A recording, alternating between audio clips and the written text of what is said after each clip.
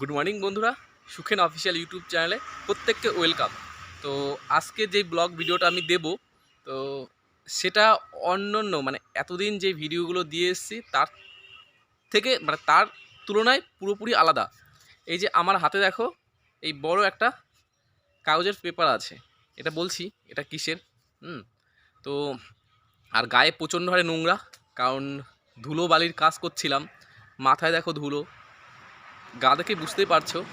আর বেশ কিছুদিন আগে আমার প্রচণ্ড শরীর খারাপ ছিল, তো সেখান থেকে ঠান্ডা কাশি, তো কাশিটা কন্ট্রোলে এসছে। মানে আমার জীবনে যখন ভালো কিছু শুরু হয় তার আগে খারাপটা দিয়ে, ভালো শুরুটা খারাপটা দিয়ে হয়। এবার লাস্ট কি হয় আমি সেটা নিজেও জানি না। আর এবার বলে নিই, তোমরা যেটা ওয়েট করছিলে এতক্ষণ শোনার জন্য, যে বিষয়টা কী জিনিস। আমার কাকার বেড়াটা কেটে দিচ্ছে দাদু, দেখো।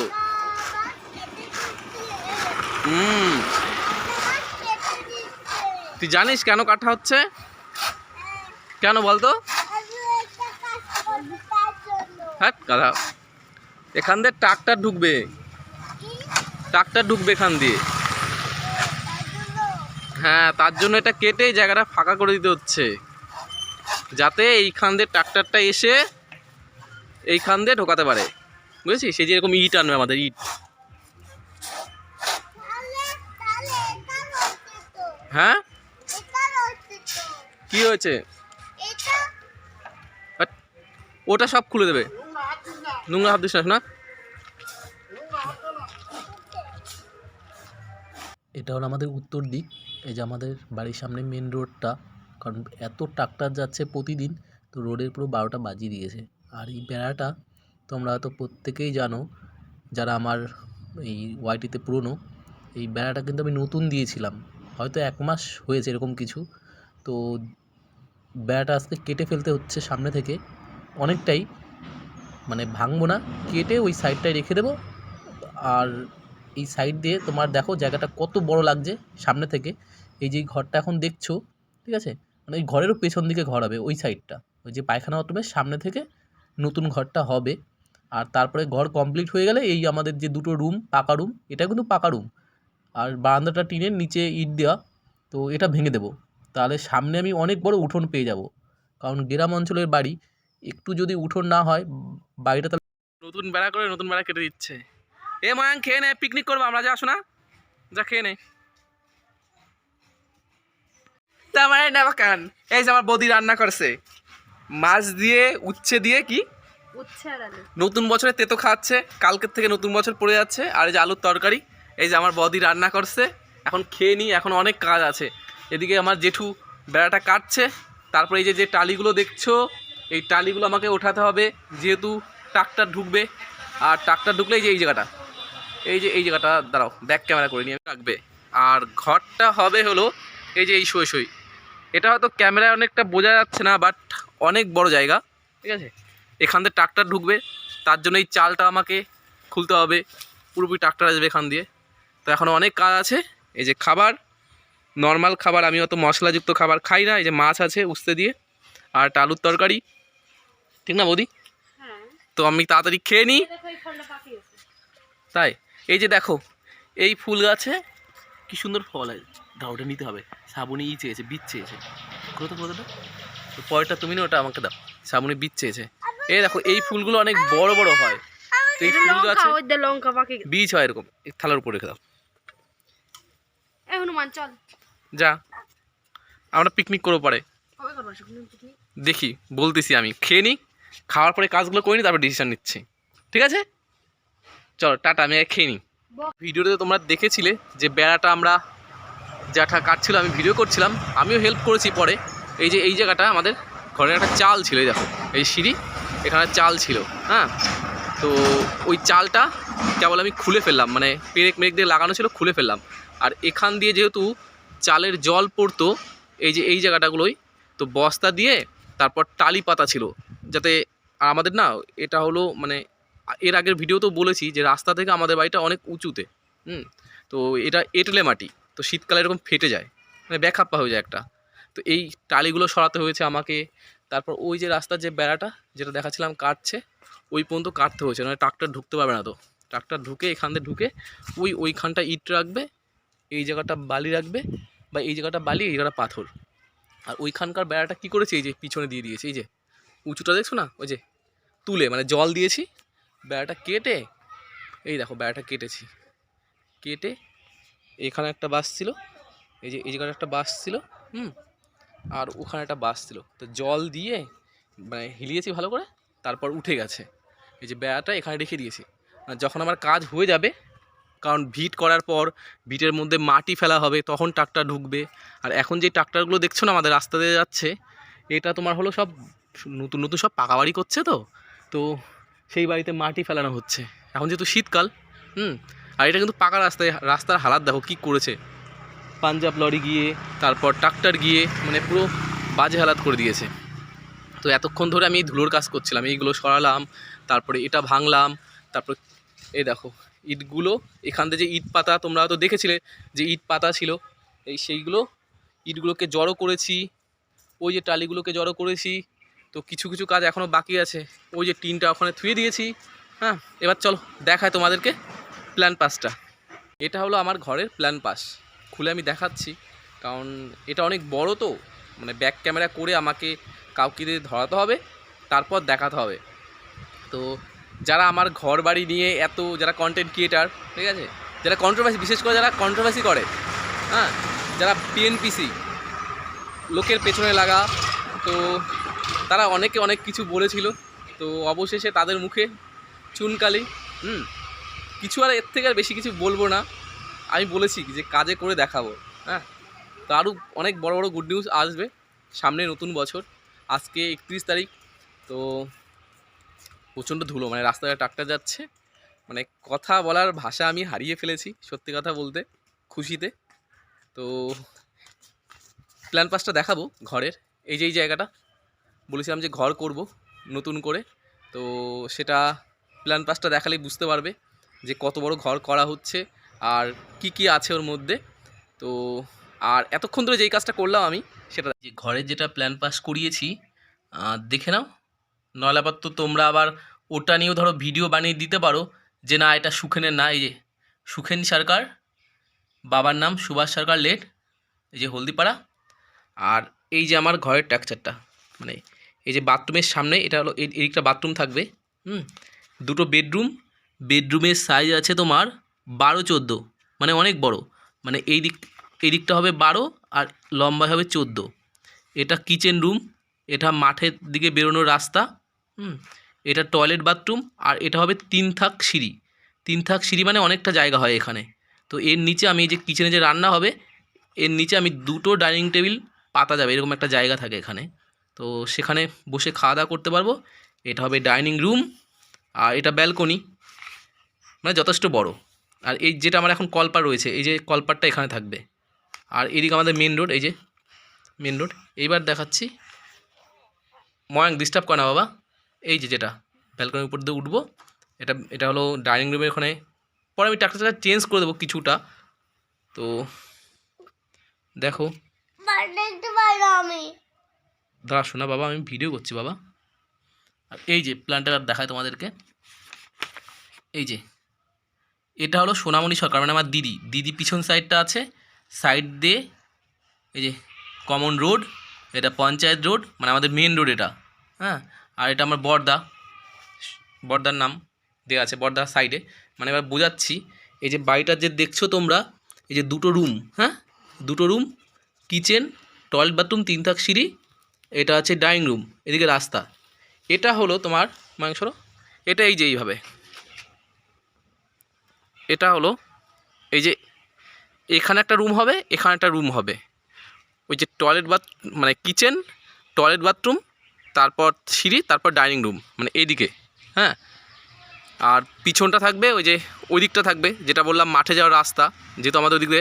আর এই সাইড দিয়ে 6 ফুটের জায়গা রেখে দেবো দিদির জন্য, কারণ যেহেতু এখন আমার নামে রেজিস্ট্রিটা হয়নি, তো আইন অনুযায়ী এখন রেখে দিতে হচ্ছে। তো এই যে পাঁচিলটা দেখছো, এখান থেকে 3 ফুট জায়গা ছেড়ে আমি ঘর করব। এটা কিন্তু অনেক বড় জায়গা। তো আর ওই দিকটা 6 ফুট আমাকে ছাড়তে হবে পেছনের জমির জন্য, যেহেতু পেছনে আমাদের অনেক জমি, মানে বাড়ির জমি টোটাল 12 কাঠা। এবার সেখান থেকে দাঁড়িয়ে থেকে তোমার পেছনে বাগান আছে, এর আগে আমি তোমাদেরকে দেখিয়েছি। হ্যাঁ, আর ওই বাথরুম ঘেঁষে ঘরটা হবে, মানে ওই বাথরুমের সাথে অ্যাটাচ হবে না হয়তো, কারণ বাথরুমটা নিচে পড়ে যাবে। আর আমাদের গ্রাম অঞ্চলে একটা জিনিস, যে আমাদের ঘর করতে হলে না আমরা উঁচু ঘর, মানে উঁচু ঘর হয় ভিটটা, যাতে সিঁড়ি অনেক পরে দেখতে সুন্দর লাগে। তো আমার ওরকম শখ যে আমার যে ঘরটা হবে অনেক উঁচু হবে ভিট, আর সিঁড়িটা মানে অনেকগুলো পড়বে সিঁড়ি। এই যে যেটা দেখাচ্ছি, এই যে যেটা সিঁড়ি, ভিটটায় যেখানে মাপ জানি না ওরা কী মাপ দিয়েছে, তো আমি বলে দেবো ভিট জানি অনেক উঁচু হয়।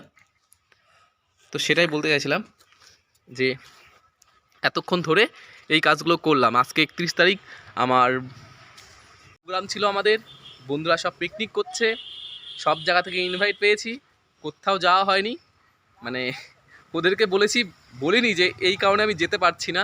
তো আমাকে ধরে মানে যাকে বলে উদ্যম পাদ্যম, তো ওদেরকে আমি বলেছি যে প্রচণ্ড হারে কাশি হচ্ছে, আর ঠাকুরের আশীর্বাদে কাশিটা এখন অনেক কম আছে, মানে বিশেষ করে 10 দিন আগে আমার ফেস দেখেই বুঝতে পারছো যে যখন আমার জ্বরটা আসে, ঠান্ডা জ্বর, মানে বাইরে বাইরে কাজ থাকে, তো তো তখন ঠান্ডা কি রাত কি আমাদেরকে বেরিয়ে যেতে হয়।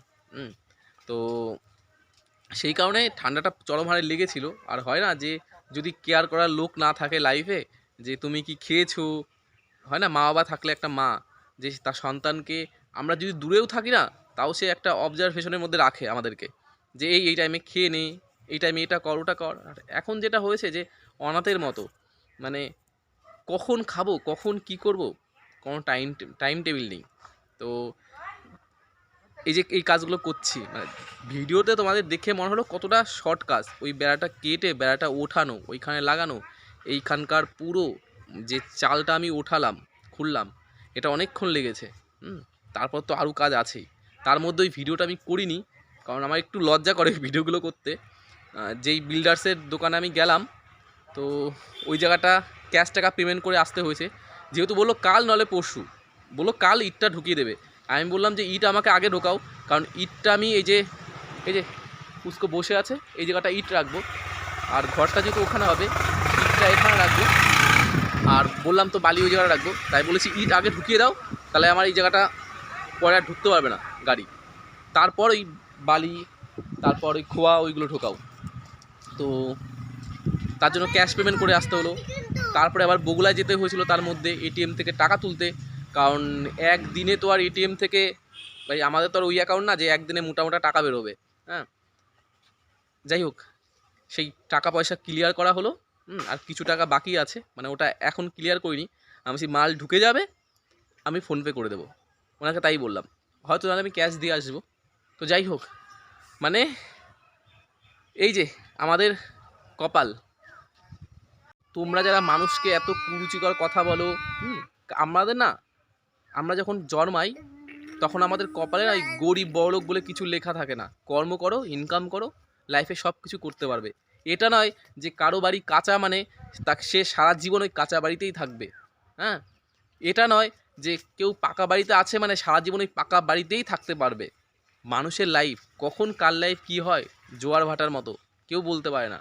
আর আমার লাইফে যেই জিনিসগুলো হয়েছে, যদি তোমরা যারা আমাকে নিয়ে যারা নেগেটিভ ভিডিও নামিয়েছো, আমার ঘর বাড়ি নিয়ে কথা বলেছো, তো তাদেরকে বলছি, সেই সমস্ত ভিউয়ার্সদের, যে তোমাদেরকে আমি ধিক্কার জানাই, যে আমি মানে লাইফের যেই সময়গুলো পার করে এসছি না, যে এই যে বাইরে পড়তে যাওয়া, যারা বাইরে পড়াশোনা করে হোস্টেলে থেকে, বা নিজেদের সন্তানদেরকে বাইরে পড়াশোনা করিও, তাহলে বুঝতে পারবে যে কত টাকা খরচ হয়। তো এরকম একটা গরিব ফ্যামিলি থেকে বাড়িঘর দেখেছো, তো তোমরাই বলো গরিব। তো এরকম গরিব ফ্যামিলি থেকে যে আমাদেরকে বাইরে পড়াশোনা করতে বাবা মা পাঠিয়েছিল, তাও নতুন ল্যাপটপ, সেই 2014 কথা বলছি, তখনকার। তো তোমাদের ফ্যামিলিতে কয়জন পেরেছো সন্তানদেরকে এতটা পড়াশোনা করাতে পারোনি? তারপর আমার দিদিকে পলিটিক্যাল সায়েন্সে অনার্স নিয়ে কলেজ করানো, ওইটুকু ইনকামের থেকে আমার মা বাবার এগুলো করিয়েছে, এক কাঠা জমি পর্যন্ত বিক্রি করেনি।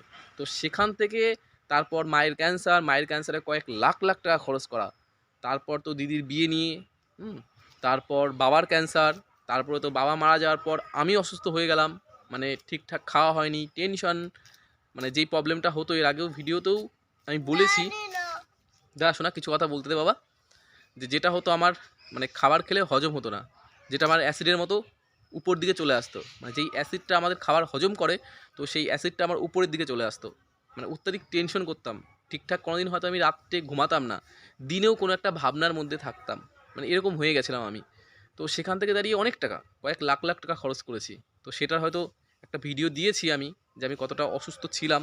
তো সেই জায়গা থেকে দাঁড়িয়ে থেকে তারপর আবার সেই স্বপ্ন, ঘরে হাত দেওয়া, নাহলে এতদিন ওই তোমরা যা বাড়ি করেছো, যা তোমাদের ইউটিউব চ্যানেল থেকে দেখেছি এই পর্যন্ত, তো তোমাদের থেকে যথেষ্ট ভালো মডার্ন বাড়ি আমি আমার এই ভিডিওতে দিয়ে দিতাম।